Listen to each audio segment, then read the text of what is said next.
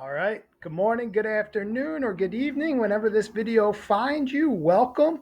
Again, if you're coming in from Aston, Pennell, Parkside, or Coburn, welcome. This is Coach Brian, not coming to you live from my quarantine bunker, but rather the garage from my parents' house. Again, I inquired the help of my sister Victoria, who's going to help us with today's lesson. In today's lesson, you're going to be required to come up with your own game.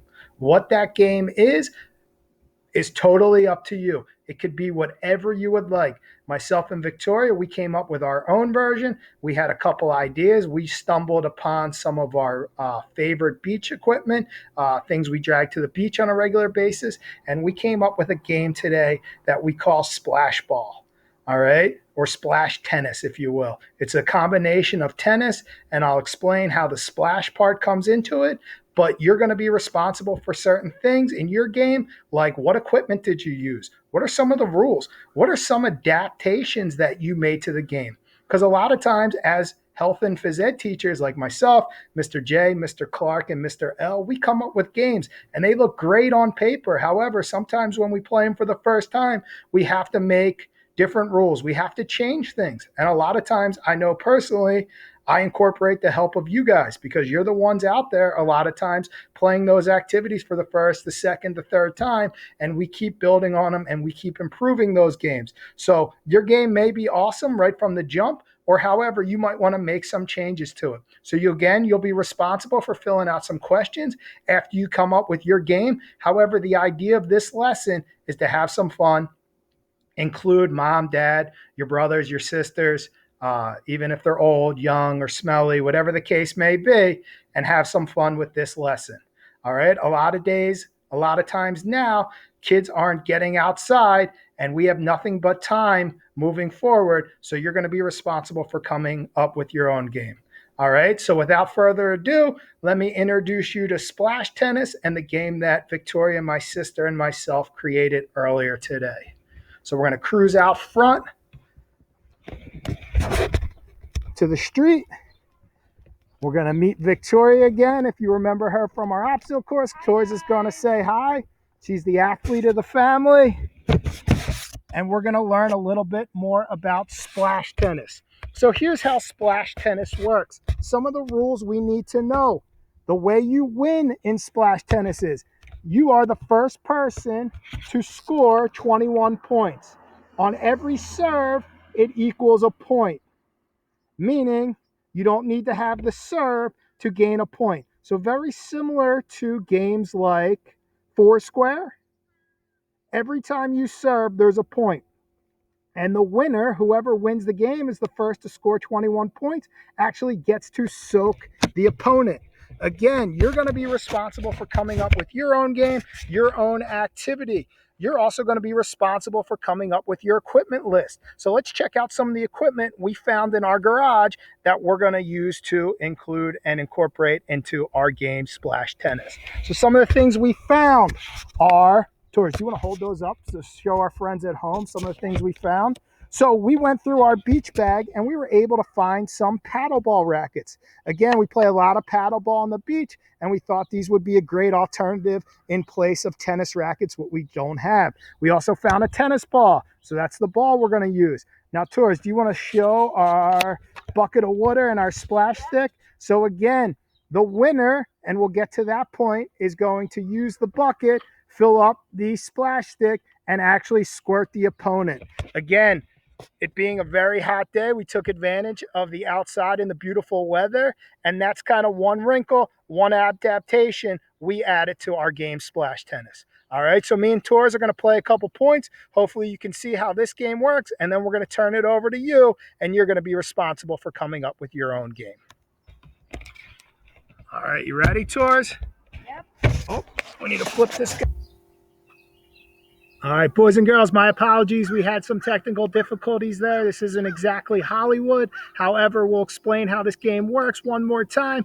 We'll let Victoria and myself, we're going to do some rock, paper, scissors to see who has first serve. All right, here we go. Just like class, this is how we decide who gets first ball in our inaugural game of splash ball. Here we go. Ready? Rock, paper, scissors, shoot.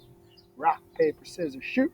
All All right, so Victoria threw paper, I threw rock. It's her serve. She's going to start behind the end line to start. Coach Brian's going to return the serve. Again, we know from our tennis lesson, my knees are bent. I'm standing like an athlete. I shake the hand of my racket. I have my other hand ready to return the ball. Here we go. All right, so Victoria's first serve did not go over the net. However, we call that a fault. She's going to redo her serve. All right, nice return, and we'll call it. So very similar to paddleball, you're trying to get your opponent moving. Coach Brian exploited his little sister there, and I got the first point. So I would be winning 1-0, and now it's my serve. Again, I'm going to drop the ball, let it bounce, hit it over Victoria's side, and we're playing. Oh, all right, and right there, the ball hit twice on my side. So Victoria now gained a point. We're all tied at ones, and it's her serve.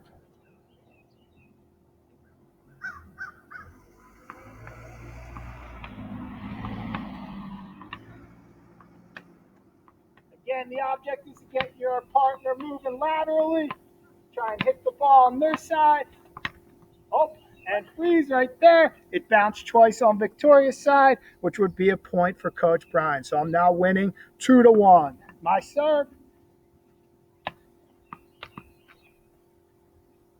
So I serve. Oh, and it didn't go over the net. That would be my one fault. I get another serve, another opportunity. And oops, again, it didn't go over the net. Therefore, it's a point for Victoria, and we're all tied at 2s.